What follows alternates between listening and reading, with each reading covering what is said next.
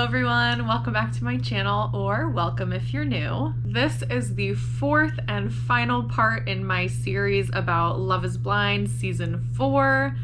You guys, this season has been a roller coaster. I think this is the craziest season of Love is Blind that we have ever had. So much happened, so much has gone down, and today we're going to be discussing the weddings as well as the live reunion show, which was a hot mess. And there's a lot to discuss, so let's just jump right into it. So the final episode of the weddings starts out with a little recap of all of the couples' relationships and their journey throughout the show, and then it jumps right back into Chelsea and Kwame. So if you watched my last video, by the way, I will link all of my videos down below if you have not seen the whole series. But in the last video, we ended off with Chelsea and Kwame's wedding, where Chelsea had said yes at the altar, and then it cuts out before Kwame responds. And Kwame responds at the very beginning of this episode, and you guys, he said yes.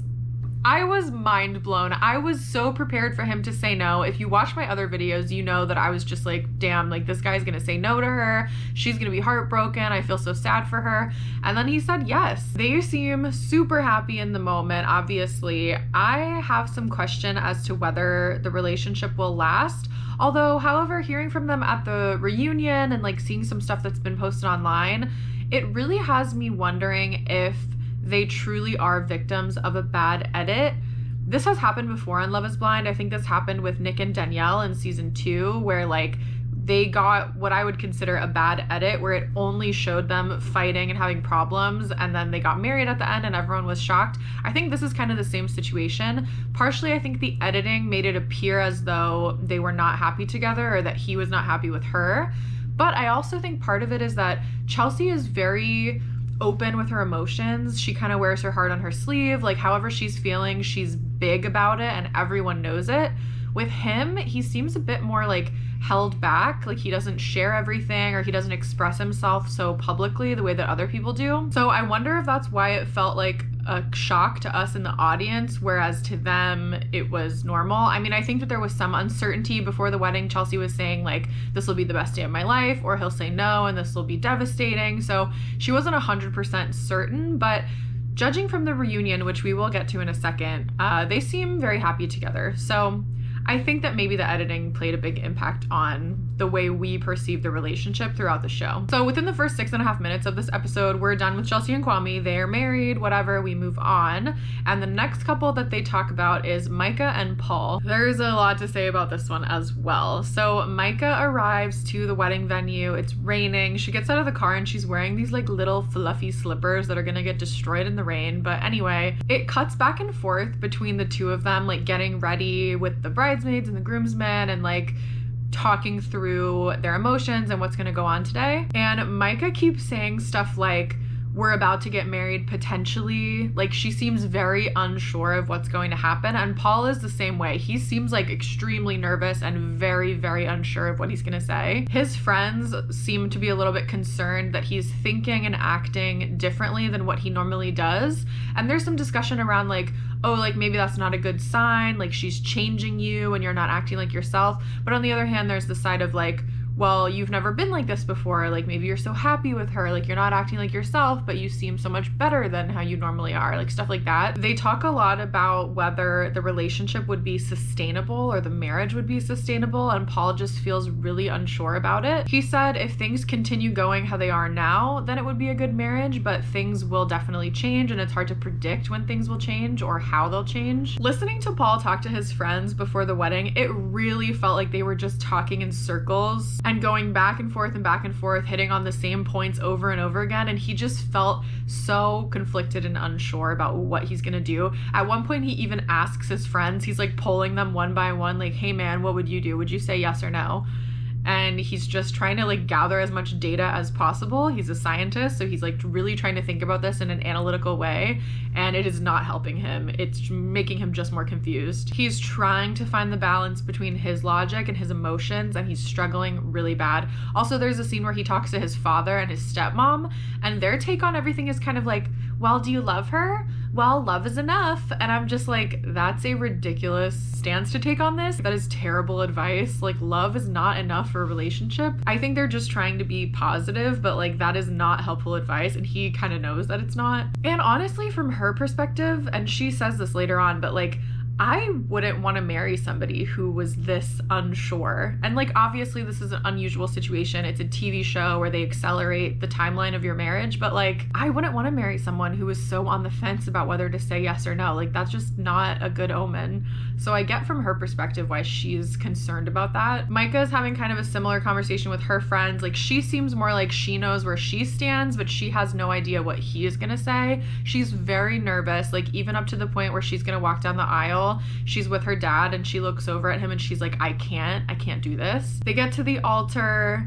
Her bra straps are showing. I feel like they kind of did her dirty with that. Like, they couldn't find her a strapless bra that went with this dress, or like put cups in the dress. Like, I just thought it looked so bad that her bra strap was showing. Paul says something in his little speech about how they see the world the same. He always says that about her, that like something he likes about her is that they see the world the same way, and then he never has elaborated on what that means. Like, it's just kind of a platitude. Then it gets to the moment for the question of, do you take this man, whatever. So they ask Micah first to say yes or no, and she says to Paul, out of fairness to our relationship, I think it's best for you to answer first. So she gets asked first, but then she like ping pongs it over to him and she's like, I want you to answer first. And then in the background you can hear one of her friends in the audience being like, I wish I was way drunker, which like, girl, same. So she forces Paul to answer first and he ends up saying no. He said he feels like it's not the right time. They're not ready for this yet. Micah says, I had a feeling you were gonna say that. That's why I wanted you to answer first. Honestly, she just doesn't want to be the one looking stupid and like saying yes.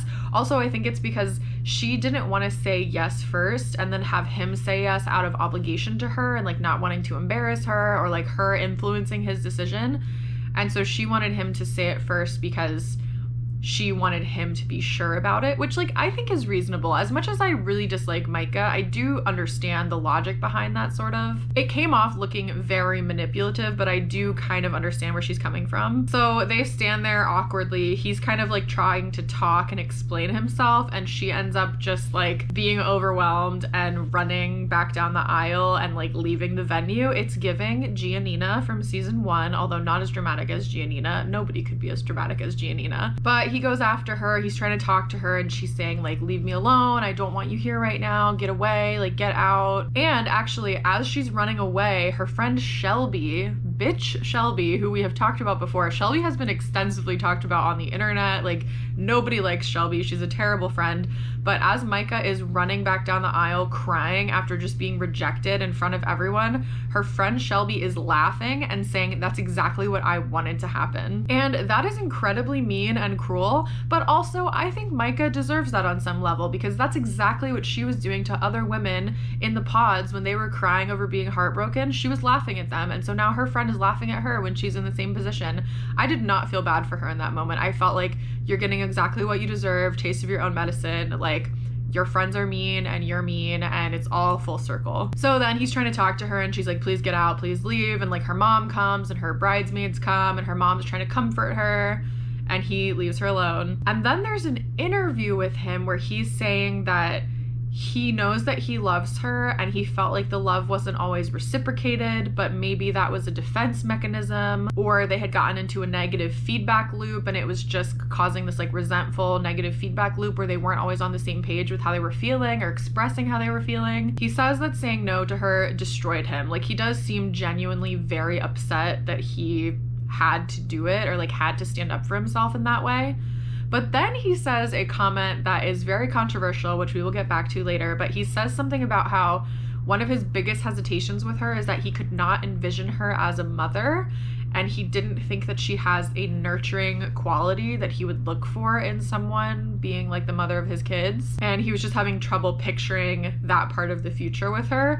Honestly, like I said, we'll get back to this because it comes up a lot in the reunion, but like, I kind of feel like even if he felt that way about her and even if that was true, maybe he should not have said that to the camera. Like, that's just a really terrible thing to say. Even if it's true, even if she deserves it, whatever, like, it's just not a good look to say that on camera on like national TV. So it was kind of satisfying for those of us who hate Micah, but also I understand why that came off as like really cruel and mean and just like too much to say publicly. So after that whole train wreck, we have Tiffany and Brett. And this is like a 180 from the last relationship. They're both so genuinely happy and excited at the beginning of the day. Honestly, this whole thing for them felt like what any normal wedding, like any normal relationship where you've had years to prepare, should feel like on your wedding day. Like they're both super happy, they're not concerned, they're not worried about if the other person is not going to say yes. They have no doubts in each other, just confidence, which is lovely to see. Tiffany talks about how she never felt like she needed somebody, but she wants to share her life with somebody. And that's a really, really healthy way to approach dating and marriage. I think a lot of women could learn a lot from Tiffany about the way she like approaches dating and the way she's approached this marriage, is that she doesn't need no man, but she wants to share her life with somebody, and she found somebody, and she waited until she found someone worth sharing it with, and she's gonna be way happier than the rest of us because she did that. As I predicted, all of the preview shots of Brett and Tiffany that they like teased before this episode dropped, there was some shots of Tiffany saying like, I can't believe this is happening, and crying, and there's also shots of Brett saying, oh my god, this shouldn't happen on your wedding day, this shouldn't be going like this. And as predicted, those were all just like dramatized mess. It's completely taken out of context. So when Tiffany's crying and saying, I can't believe this is happening, she's talking about how happy and excited she is, and like it doesn't even feel real that the day is finally here. And then for him, it's all about his pants not fitting him. So Brett is a sneaker designer. He's very into fashion. He always looks super perfect and polished, like in terms of his style. So he tries on his wedding pants and they don't fit him right. Like they're not tapered, they're too straight leg. He's really unhappy with it, and he's just saying this shouldn't happen on your wedding day. Like you should be able to look your best on your wedding day. And so he ends up taking the pants out to a tailor like an hour before the wedding, and she's super quick, like stitches them up and fixes them for him, and he's really happy with it. That was a very cute, heartwarming scene to see him like get this lady to help him out last minute, and she's so happy to do it, and she does a great job. There was this cute little moment, it was only mentioned once or twice, but Brett's dad comes in to see him, and he mentions that he has his crying towel in his pocket ready to go in case he cries, or if Brett's gonna cry, he's got the crying towel ready to go. That was really cute. We also see Tiffany's dad coming in to talk to Brett, and I think this is the first time that they're meeting each other the day of the wedding, and they get to talk about like the ways that they both grew up and how they wanted better for their family than what they had. And Brett is just expressing how much he loves and cares for this man's daughter, and he really wants to like take care of her. He asks for her dad's blessing, which like personally I'm really not a fan of asking a blessing from a parent to get married. I think it's a very old school tradition that's kind of linked back to women being property, and like I don't like that, but I do think that there is a very respectful and respectable way to do it, and that's what Brett did here. We also see Marshall show up because Marshall is there to attend the wedding. Marshall and Brett are really good friends. Brett has been a mentor to him, so that was really heartwarming to just see Marshall get to come out and support his friend's wedding. Marshall and Brett, my second favorite couple in the show. Tiffany and Brett are number one, Marshall and Brett number two. And then in terms of the actual wedding, like when Brett walked in and came down the aisle, everyone on both sides was just cheering and they're so happy. And then the same thing when Tiffany came in, like everyone is just happy, confident. It's a beautiful occasion. Like it's exactly what a wedding should be. And like I said before, it doesn't feel like this is a wedding of people that have known each other for 6 weeks. It feels like the more traditional, classic way that you would expect your friends and family to act when they're at your wedding that you've planned. Like nobody's nervous, everyone's confident, everyone's happy to be there, and it was very beautiful to see. Honestly, it kind of brought a tear to my eye. I think this is the most wholesome relationship Love is Blind has ever had. And then after the wedding, there's this beautiful interview shot with them. If I can find it, I will put it in here so you can see it. But there's a beautiful shot of them sitting like in the back of a pickup truck, and they have an umbrella, and the mountains are behind them, and it's just like this gorgeous, stunning shot of them being interviewed after the wedding. And like The whole thing just made me so happy. Brett and Tiffany forever. I love them. I really hope that they last forever and are very happy. The final wedding that we see is Zach and Bliss. And if you recall, Zach and Bliss had far less time to get to know each other and get to the point of the altar than everyone else. Zach ended up picking a different girl originally, so he lost a lot of time in being able to develop his relationship with Bliss, and they were only able to meet like 2 or 3 weeks before the wedding. So this one was really like down to the wire. I was not sure at all what was going to happen with this relationship. I could really see it going where I thought he was going to say yes and she was going to say, I love you, but it's too soon. I wasn't sure if she was gonna marry him like that day. I thought maybe that they would want to keep dating for a while. My impression of Bliss talking about Zach, like even before the wedding, like while she's getting ready and getting her makeup done and stuff, while she's talking about him, my impression is that whenever she talks about him, she's trying to convince herself. Like it sounds like all the things she's saying about him is really things she's telling herself to try to make herself believe it's true.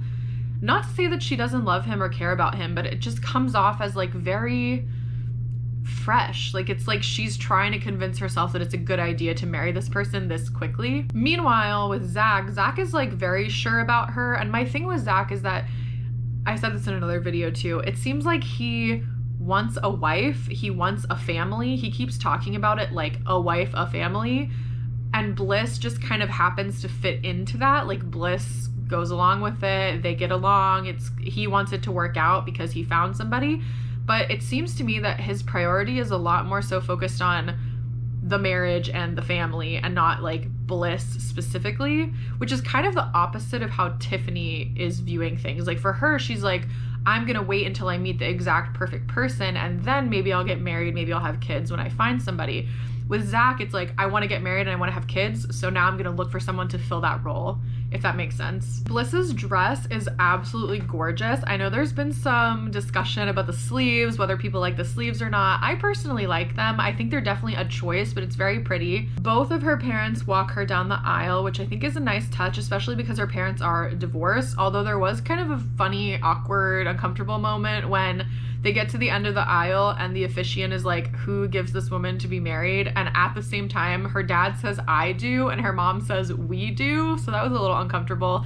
Her dad is also like talking all kinds of smack with her, like before they're going down the aisle.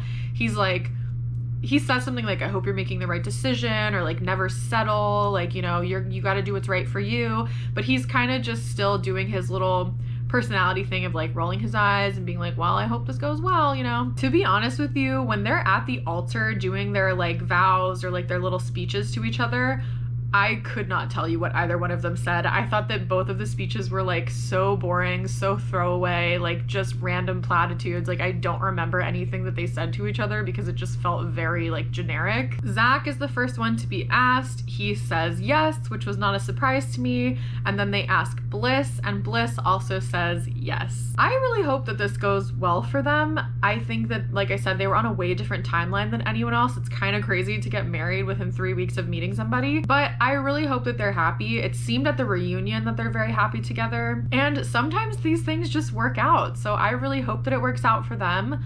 It's not a decision that I think I could have made for myself in that situation, but hopefully they're happy. They seem happy at the reunion. And that's the perfect segue to discuss the reunion. So anyone who watched the reunion knows how frustrating it was to actually be able to watch it.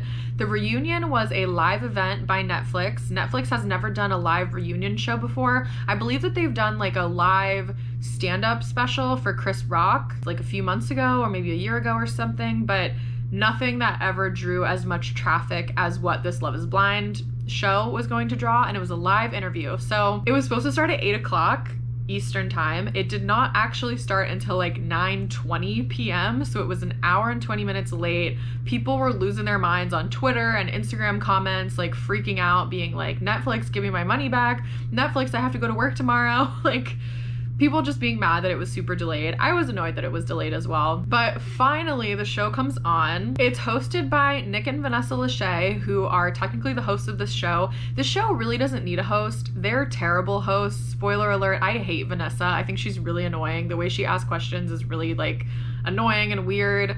But they were there because they're the hosts after all. And Vanessa's dress I've seen so many memes about this, but it literally looks like she has a towel thrown over her shoulder or like a burp cloth. And we'll get to this later, but Vanessa like incessantly is asking everyone about when are they gonna have babies. And I was like, well, you're ready for them to have babies because you have a fucking burp cloth on your dress. But anyway, we find out at the reunion that all 3 married couples are still married. This is taking place about a year ago, like the weddings were a year ago. So the live show yesterday, it's been about a year since they've all been married. Everyone is looking gorgeous. I loved all the dresses. I loved everyone's outfits. I think everyone's makeup for the most part looked really good. And there is so much that happened in this reunion. Honestly, I encourage you to watch it for yourself if you haven't seen it. A lot of stuff was said and a lot happened. I'm not going to cover every little detail because this video would be way too long, but I will hit on some of the things that stuck out the most to me. So first of all, Chelsea was asked about the whole situation between Kwame and Micah and the infamous poolside conversation where they were like flirting and holding hands and all of that stuff. And there was like a never released clip that they showed of Chelsea and Micah like getting together to walk their dogs and like talking about this whole incident. And Chelsea asks Micah like, well, what was the inappropriate joke that you made? And Micah says, she's like, oh, I don't know, like I can't remember exactly what I said, but it was something along the lines of, and then she says word for word exactly what she said. Like she's trying to play it off like she doesn't exactly remember, but this bitch remembers. So I thought in that clip we continue seeing Micah being completely fake and disingenuous, which is no surprise, but still annoying. They asked Chelsea how she felt watching the footage of the pool conversation, and obviously she had seen some of it in real life, like from a distance, but of course watching the show back she was able to like see it up close and hear all the audio, and she said it was really difficult for her to watch. And Kwame actually stepped into the conversation as well, and he said, you know what, like this was really inappropriate. I shouldn't have done this, and I owe an apology to 3 different people. First off, to Chelsea. He apologizes to her. He says, I shouldn't have done this. It was very disrespectful of me to do that to you. He also apologizes publicly to her family for disrespecting her. And then he apologizes to the viewers for the way that he treated her in front of everyone in the public. So I thought that was very respectable that Kwame like apologized to everyone, and he did not try to defend that or stand by it or explain it away. Like he just straight up apologized. Chelsea mentioned that she did meet Kwame's mom finally. They had Thanksgiving together, and Kwame's family has completely accepted her with open arms. So that was really nice to hear because that was a major point of contention of like Kwame struggling and like maybe not wanting to go through with it because his mom was not accepting, but it sounds like now everything is all good and they're a happy family. Also, speaking of unapproving parents, Bliss mentions that her dad and Zach have become really good friends over the last year. They talk all the time, they get along really well, and her father is paying for them to go on a honeymoon to Panama. So that was nice to hear as well, that everyone has kind of started getting along better with their families. Then at some point, Irina gets introduced to the conversation. So Irina is not there from the start, but then they like bring her out and have her sit down in like the beginning middle part, and they basically like don't really hold back from coming after her and asking her like basically, why are you such a bitch to everyone? And she said that she knows that she was being selfish.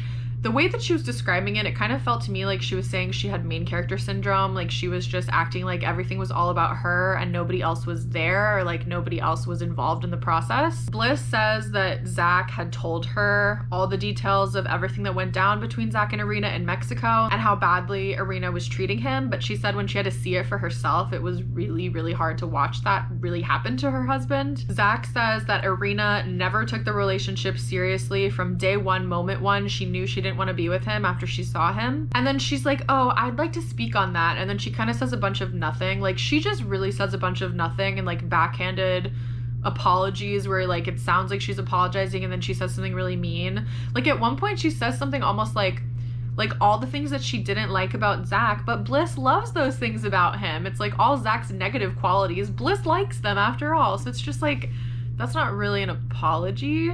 She does say that after she met Zach, she knew she didn't like him, and she came off from the meeting and like had a panic attack and was telling the producer she wanted to go home. And she kind of made it sound like they like talked her into staying, but I just don't believe it. I think this bitch wanted to go to Mexico and she wanted to be famous. And Zach calls her out. He says, let me be straight with you.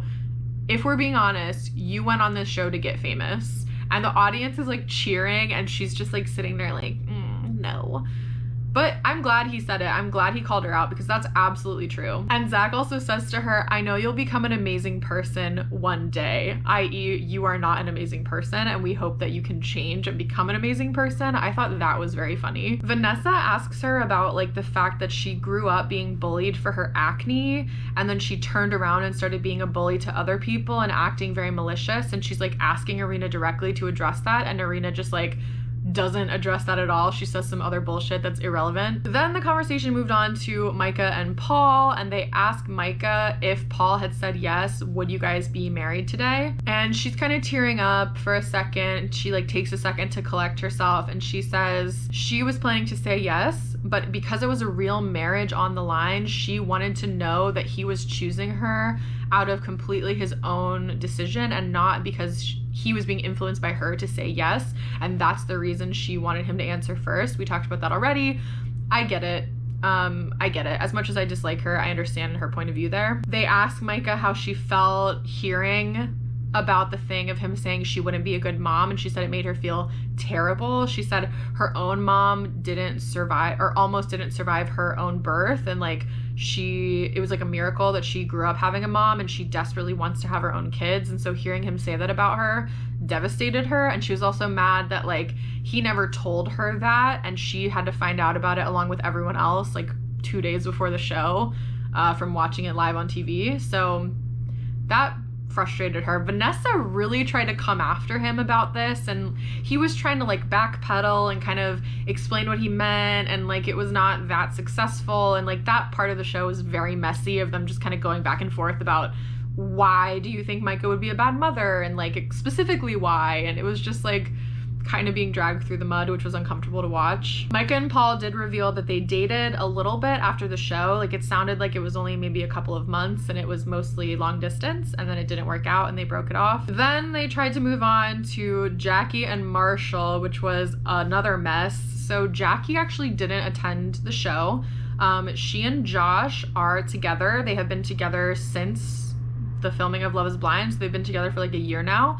Marshall was there on the live show, and first off they played a video of like Vanessa talking to Jackie and Josh on like a video call the day before and asking them a bunch of questions, and they could say their side of it, and then they played that clip and Marshall was just like watching it and like making these faces the whole time about how like he clearly disagreed with this, he didn't believe it was true, and then they asked him to respond. The main like points that they were responding to was number one, Jackie said she didn't like that she was being portrayed as a cheater, that like she broke up with Marshall before she met up with Josh.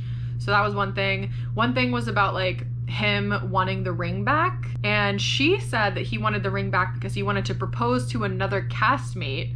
And he said, absolutely, that's not true. There was one other castmate that I went on one date with. There was never a time that I was going to propose to her.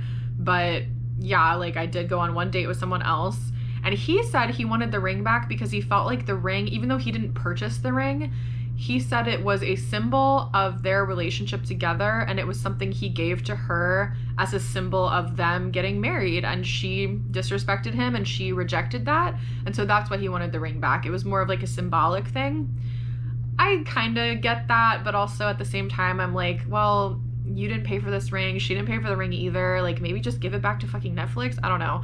But Jackie has the ring still. She said she's not giving it back. The last thing is that Jackie accused Marshall of having made a derogatory comment about her, and she didn't say what it was, and then they asked Marshall about what it was, and he said that at some point the two of them were like joking and kind of doing like little jabs back and forth at each other, and she said something to him, I can't remember what it was, and then he said something to her about how like, oh, like you have a strong jawline, you could have been a man for all I know. And he said that that's what he said. He didn't use a term or like a derogatory term like what she said. So they never came right out and said this, but to me it kind of sounded like Jackie was trying to imply that Marshall had made like a transphobic comment or like a comment about her being trans or something in like a negative way. And it sounds like that's not what he said. And it sounds like it was like a joke that went too far. Maybe it was like inappropriate for him to say that. I think it's not like a funny topic to joke about, but her spinning it that way is also not appropriate either. So that just was kind of a mess. So those were the biggest points of like crazy mess in the show. There was a lot more. Like I said, I think you should go watch it for yourself and you can check it out. But they ended it off with this montage of clips of the couples like living their day-to-day life. All of them seem happy. They all seem to be doing very well. Chelsea and Kwame have a beautiful apartment. They have this like big high-rise apartment with floor-to-ceiling windows that's gorgeous. Brett and Tiffany had this cute little moment where Brett like walks, the camera's on him, and then he like walks in, he's like trying to be quiet, and he sees that Tiffany is sleeping, so he's like filming her sleeping, and then he kind of like pokes her and she wakes up and she's like, oh, like a little princess. So that was funny. And then Zach and Bliss, oh my god, there's another clip of Zach singing to Bliss. I'm like, why is he singing again? Please make it stop. He's singing with this like weird, horrible accent, but she's loving it. Like, I think she loves him for who he is, quirks and all. So that was really sweet to see. Unfortunately, the very end of the episode was this weird clip where they had Bartise from season 3, who is like the ultimate fuckboy who I cannot stand. He sent in a video clip of him holding his son because Bartise had a baby with some random and needs to stay relevant. So it's like him holding his baby and he's asking the cast like which one of you couples is going to be the first to have a baby. And Vanessa is like loving this because she's doubling down and she's not only saying like, oh my god, I really can't wait for the first Love is Blind baby. Like, I think that sentiment is fine. Like, oh yay, like someday one of you couples will have a baby, it'll be exciting. But then one by one, she goes around to each couple and she asks them like, what's the deal with you and having babies? Like, are you, and she was like, I don't want to ask if you're trying because like obviously you guys are intimate, but it's just like so inappropriate. I hated this because it perpetuates this thing that I can't stand of normalizing asking women and couples, specifically women though, about like, are you having kids? When are you having kids? I want you to have kids. Like, just super invasive questions. Like, so many reasons this is inappropriate. Number one, maybe they don't want kids. Number two, maybe they can't have kids. Maybe they want kids, but they can't physically like have kids the old-fashioned way and it's like paining them. Number three, what if one of them was pregnant and didn't want to share it yet? Like, I just hate this idea that it's public knowledge or like everyone's business to ask women when are they having kids and how many kids are they gonna have. Like, so disrespectful. I hated watching that. And unfortunately, that's kind of where the show ended off. The final announcement was that there is going to be another series of The Ultimatum coming out in May 24th. The Ultimatum is kind of like a companion show, or it's in like the same family of Netflix dating shows as Love is Blind. There was one season about a year ago, and now there's going to be a season 2, which is a queer love season where all the couples are queer couples and all of the people in the show are like potentially compatible with each other.